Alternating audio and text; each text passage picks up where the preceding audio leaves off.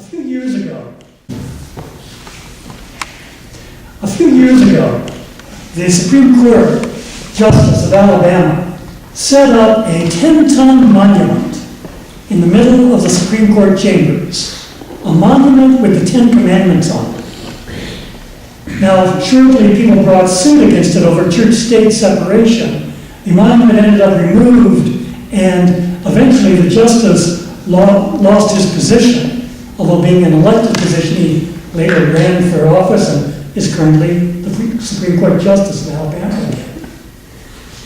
But time and again, we see public officials wanting to put copies of the 10 Commandments in public places, in classrooms and courtrooms, or, as the case in Colorado, on the grounds of the state capitol.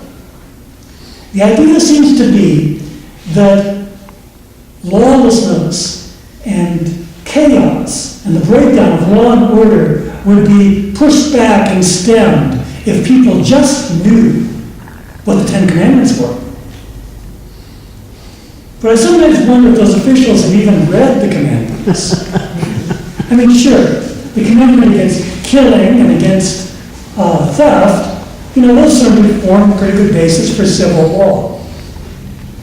But sometimes some of those same officials seem quite anxious to go to war and kill, so maybe they're not entirely consistent even there. But the other commandments aren't a matter of civil law at all. For example, adultery is certainly wrong, but it's not illegal. And some of the others are matters of attitude, to honor one's father and mother, or to avoid coveting, that is, being jealous over somebody else's stuff or good fortune. Those are matters of attitude. You can't pass a law about that. But the commandments are generally held up as a standard of universal morality that, any person of goodwill ought to be able to agree to. And that seems to be some of the rationale behind those who would try and post the commandments everywhere. With the idea that perhaps they're a secular vision of morality. But again, when you read the commandments, that's the last thing they are. The whole first set of commandments all deal with the right worship of God. And this is not any God, just a generic to whom it may concern kind of God. This is a specific God. This is, as it says in the preamble to the commandments, the Lord your God, that is, the covenant God of Israel, who called you out of the land of slavery. So the people with whom this God is dealing and giving these commandments has already got a relationship with them. This is not one of the gods of Egypt. It's not Isis or Ra or Horeb or Pharaoh. The whole first half of the 10 Commandments all deal with the worship of God. No images of the invisible one. No magical or political manipulation of the name of God for political or magical ends. Keeping the Sabbath to honor God's work in creation. That's hardly a secular moral code that people of any faith or every faith could agree on. So given these facts, I think the moves like Judge Moore's are more about the symbolism of it than the specifics of the commandment themselves. And they don't really believe that posting the big 10 on the wall is going to somehow magically lower the crime rate. I think it probably has to do with other elements of political power in the system.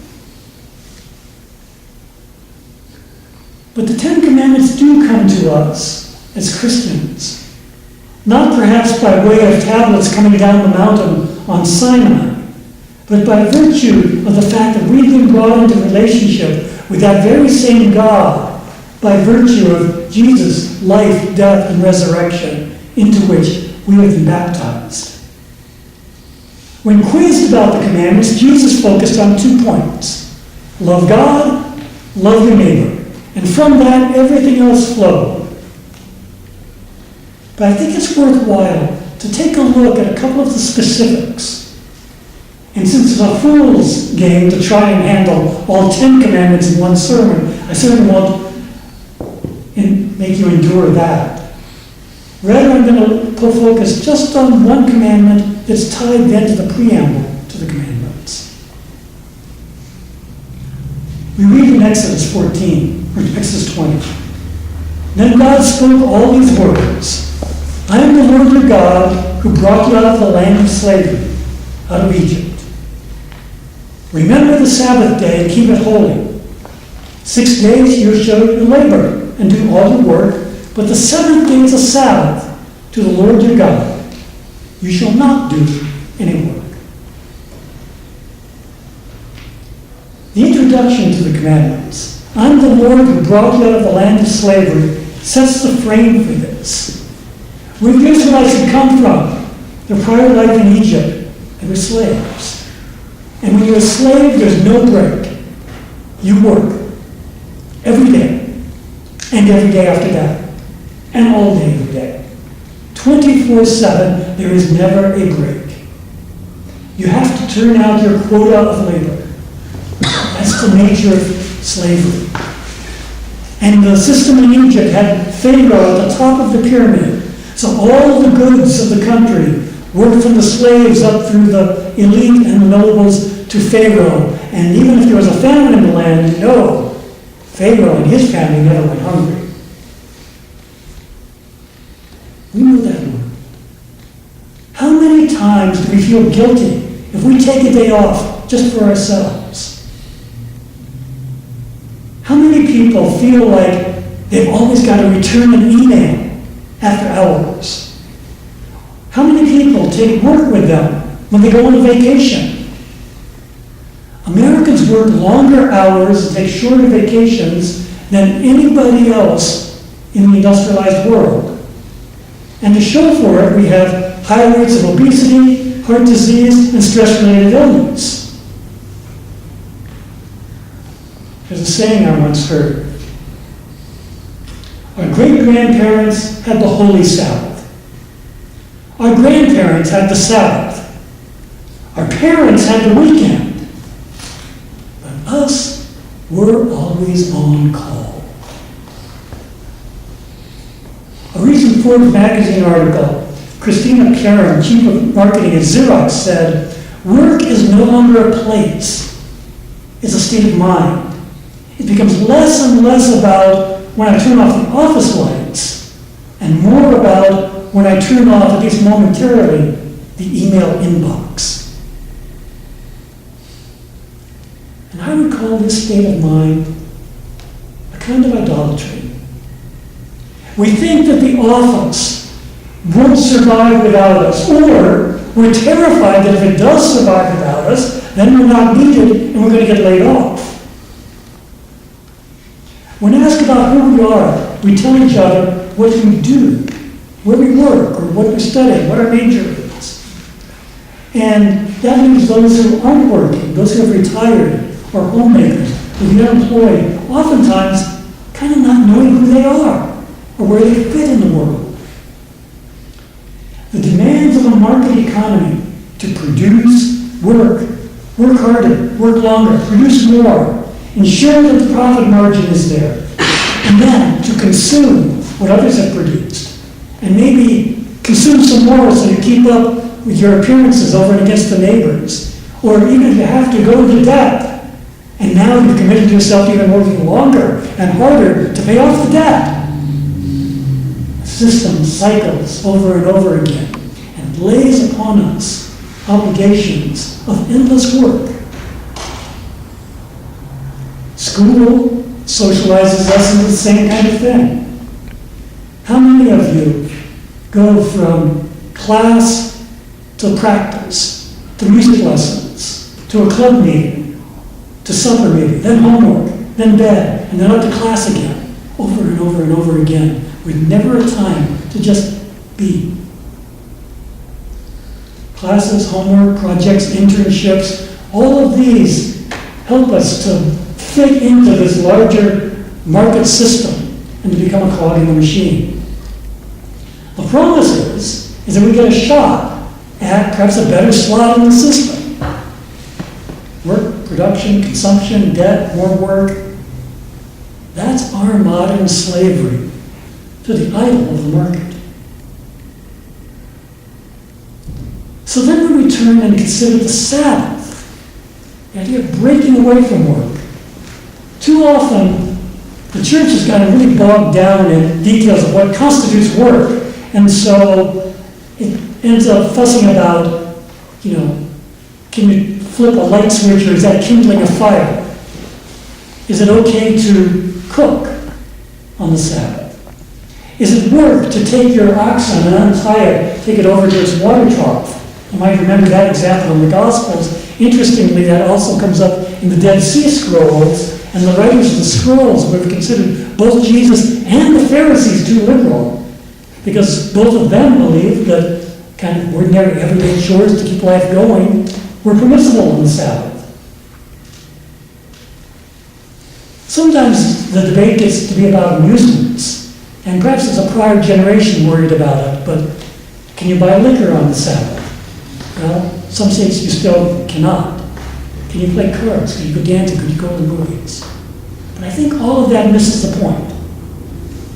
When Jesus was challenged about the Sabbath, when his disciples were plucking grain heads, going to a field for a snack as they were going, Jesus said that no, that's not the issue. The Sabbath is made for people, not people for the Sabbath. The rules are not the point. It's respite. It's relief from the demands that is the point. So you need to take intentional time to just be. Not to get anything done, and, sorry Chad, not even to do religious stuff necessarily. Because sometimes we replace the Sabbath with work on Sunday and church events. And I don't think that's what the Sabbath is aiming at either. Sabbath is a profoundly countercultural claim on us. So in this way, the fifth commandment comes to us not as a burden, but as a gift. To honor the Sabbath and to keep it holy means setting it aside and to be special. And that specialness comes precisely from the command to abstain from your regular duties and not to pawn them off on others, but to include, as the text says, your sons and daughters, your male and female slaves, your servants, even your animals and livestock. This respite is not just for the wealthy, not just for the powerful, but for the slaves and children and those who don't control their own schedules. So it makes me wonder, who am I making work on my time off? Who do I make work as the waiter, as the cashier, as the counter clerk, when I'm in play? And sometimes when I play, do I then need a Sabbath from my weekend? A vacation from my vacation? Or have I really disconnected and just been quiet? To live in the Sabbath is profoundly countercultural. As the eminent Old Testament scholar Walter Brueggemann says in his little book, it's a nice little book, an easy study, Sabbath is resistance, saying no to the culture of now. He writes, but Sabbath is not only resistance, it is alternative. It's an alternative to the demanding, chattering, pervasive presence of advertising, the great liturgical claim of sports upon our free time. The alternative is to have an awareness and practice of the claim that we are situated on the receiving end of gifts from God.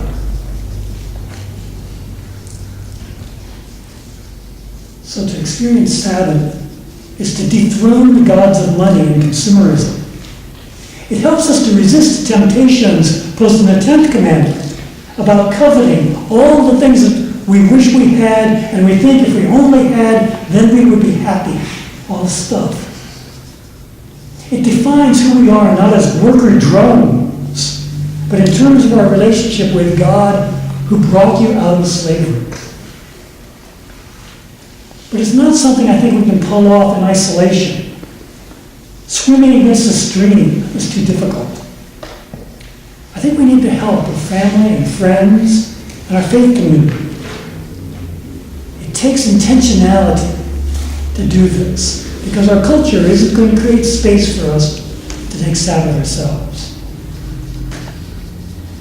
So I invite you to a little exercise with me right now. Everybody take out your phones. I know you've all got them. Take out your phones. And open up your calendar app, or your scheduling app.